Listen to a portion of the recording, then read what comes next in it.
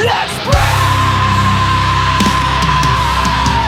for our country and countrymen. Ang dapat gawin yung mga nanakaw, kulong agad.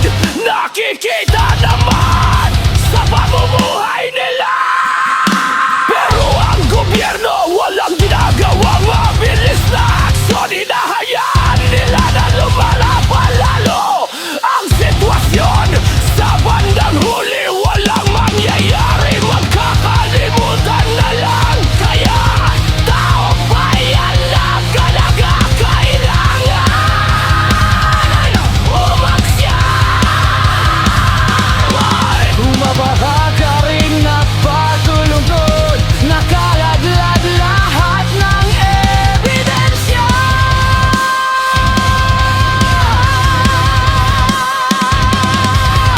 Papabog parero, mamamayan, alam na ikaw kulong agad. Pero kapag mga katulad nila, kung ano-ano pang paligoy-ligoy.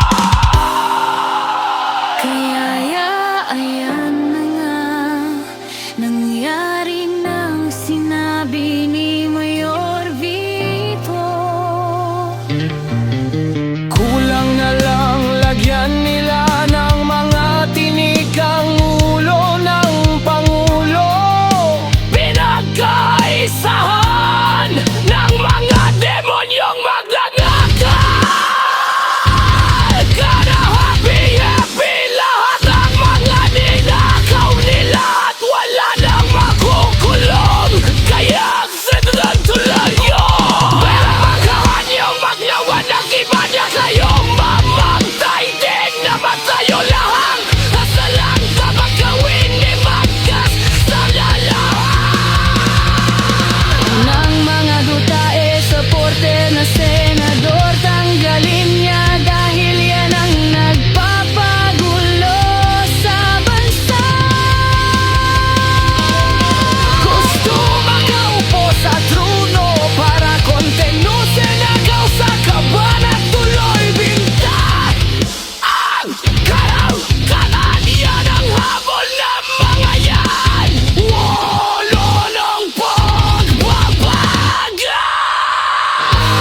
Lalo na lulubog at masasadla sa kahirapan tayong mga Pilipino.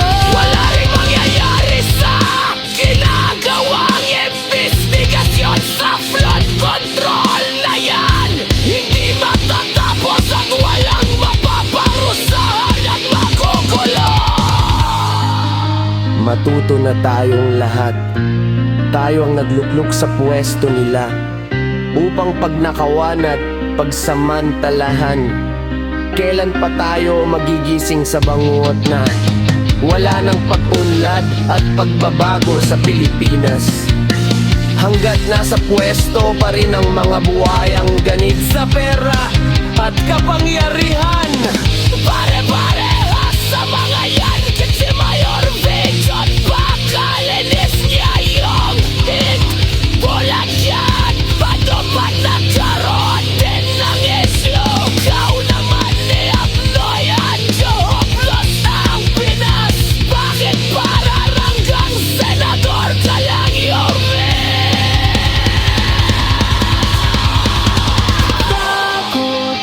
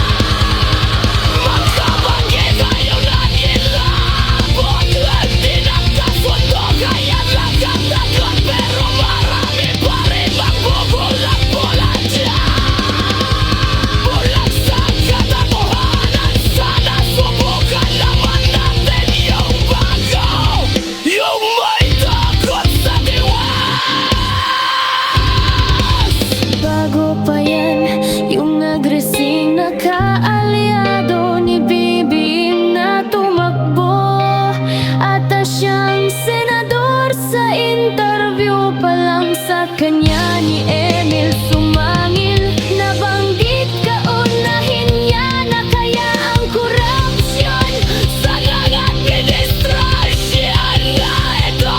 Kaya napilitan na lang siya mag-resign. For sure may alam din si Torre, kaya inalis siya sa pwesto. Naglamok galing mang patumang naubo sa gobyerno mula sa presidento. Kapitan, iba yung sinasabi sa ginagawa, mabuti kang sinasabi, masama ang gawain. Kayo bahurang na pagkakatiwalaan natin na rin masahan. Nagpunta sinilya kapwa kalahi, kundi sinisigil ang kapwa Pilipino. Hari nawa'y kawawang bayan ng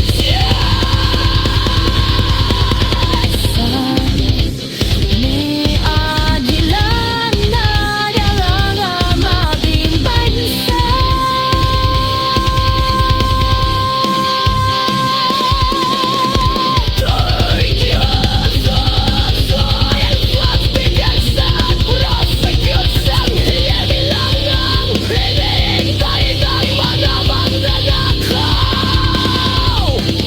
Ika nga makakalimot at makakalaya na sila naligtas marahil sasabihin mo na nakakagulat pang lumagot. Tumibay the church administration is gone. I thank you for sharing this family services. Please let me an interest and